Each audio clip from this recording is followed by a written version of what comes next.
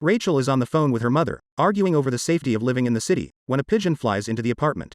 She panics, hangs up the phone, grabs a large pot, and catches the pigeon inside. While still holding the trapped bird inside the pot, she receives a visit from a handsome blonde man looking for Phoebe. Rachel informs him that she no longer lives at the apartment, but that she could get a message to her if he would like. He seems happy to hear this, and tells Rachel to inform Phoebe that her husband dropped by. The pigeon then flies away and he asks Rachel how she could do that.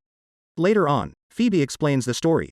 The man's name is Duncan, and he was a gay ice dancer from Canada whom she agreed to marry so that he could obtain a green card to live in the United States.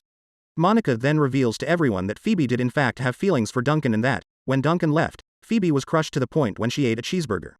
In retaliation, Phoebe reveals to the guys that the underwear on the telephone pole is Monica's from having sex with Fun Bobby on the terrace, which spirals into the whole group spilling each other's secrets. Monica reveals that Chandler has a third nipple, and Chandler then reveals the fact that Joey was in a pornographic film.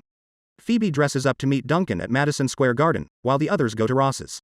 She's thrilled to see him. When she asks him what he wants, he requests a divorce from her. When asked why, he reveals the shocking news to Phoebe that he is actually straight. The truth freaks Phoebe out, and she finds it hard to accept his sexuality, especially when he reveals that after college parties, he would often wake in bed next to girls. She gets over the shock pretty quickly when he tells her that his brother is straight.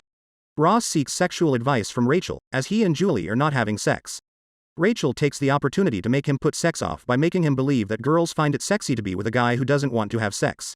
Later Ross thanks Rachel for the advice, and also lets her know that he talked to Joey for the same advice he asked from her, and following this conversation, he plans to have sex with Julie that night.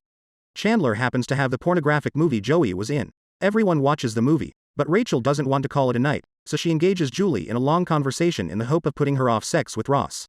Eventually, everyone leaves, leaving Ross in the hall with Rachel. In a last, desperate move, she freaks him out about his first time with Julie and how lack in performance can mar the whole experience, and she starts to describe to him the situation she would like to be surprised with. The heat is apparently coming up to Ross and Rachel, but he thanks her and leaves her in the hall to have sex with Julie, twice.